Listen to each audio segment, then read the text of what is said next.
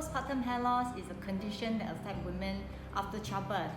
50% of the ladies would experience this. The hair will have 2 to 6 years of its life cycle, and when it comes to the end of the life cycle, the hair is supposed to fall out. But during the pregnancy period, because the hormone has increased so much, this hair that are supposed to fall stay in the scalp. That's why you may notice that during pregnancy, you seem to have more hair. After the pregnancy period, you will still enjoy a period of time when there isn't much hair shedding. Postpartum hair loss usually happen 3 months after childbirth. The estrogen level will start to be back to normal. From the high to the normal, there is a big drop. So the extended phase of the growth cycle of the hair will then finish, so the hair will start to shed. Postpartum hair loss happen right after childbirth, but the effect of it can only be seen 3 months afterwards. When they continue to breastfeed, they may not notice the hair fall at 3 months because the breastfeeding is extending the hormone cycle. So the postpartum hair loss may only happen 6 months later. Most of the hair loss is over your temple area and your frontal area. After 3 months, if the heavy hair fall persists, give it a month or 2. Some people will wait out to see after 6 months if the hair fall starting to taper off. That's fine.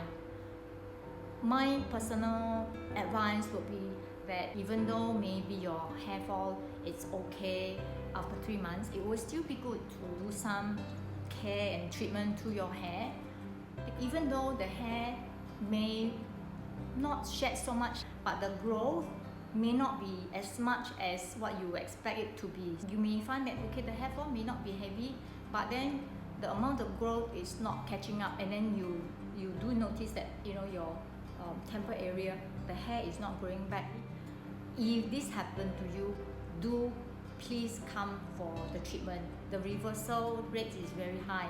You can really regain the full head of hair.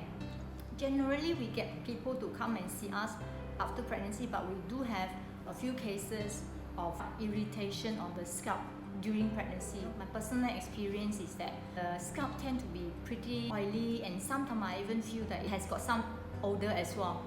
I guess it's got to do with our diet during the pregnancy or the childbirth. Some of us may feel inclined to follow a certain tradition that we don't want to shower and don't want to wash our hair for 30-40 days. It's really quite individual.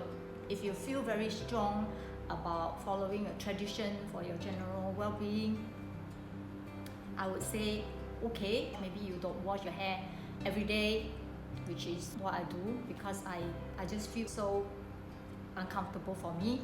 So I wash my hair every day, and I make sure I wash during the daytime, and I will use a hair dryer to quickly dry the roots. So some people would resort to using dry shampoo. I personally find that dry shampoo is not very good because the powder, it's just absorbing some of the excessive oil sebum. It's not really cleaning the way the dead cells. So it may actually result into scalp irritation, or it may actually result into the pores being really quite kind of like clogged up. And if you choose to observe the tradition, then find a way that fits you. Maybe not washing hair every day, but 2 days or 3 days, you should start washing the hair again. A good hair care routine really is to look after your scalp, getting a good shampoo. This is Umami shampoo. It contains a lot of antioxidant, and then ending up with a scalp tonic as well. This will really help to generate hair growth. The Juniper shampoo is a very good shampoo that can help with relieving the itching and the inflammation and giving you a good, healthy scalp. If you have both conditions, like your hair fall is heavy and that your scalp is slightly itchy, this peppermint shampoo is very good. It caters for both conditions, with a slightly itchy or flaky condition and heavier hair fall. And if your hair is anywhere longer than 6 inches, please always get the conditioner.